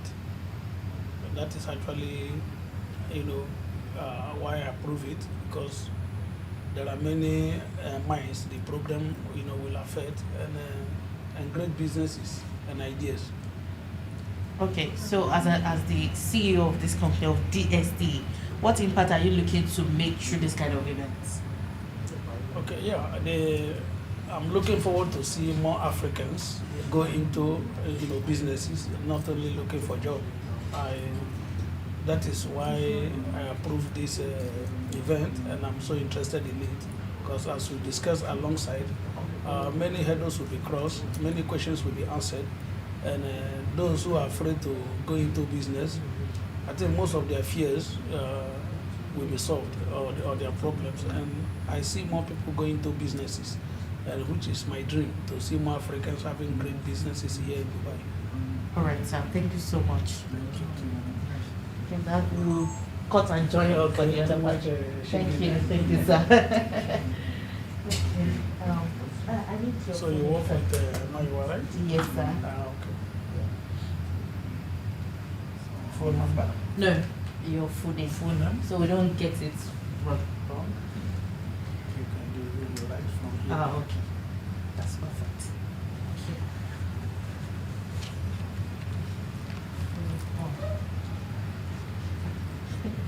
Name sounds beautiful. Happiness. Yes, sir. Thank you, sir. Yes, sir. Thank you so much for having us. Keep.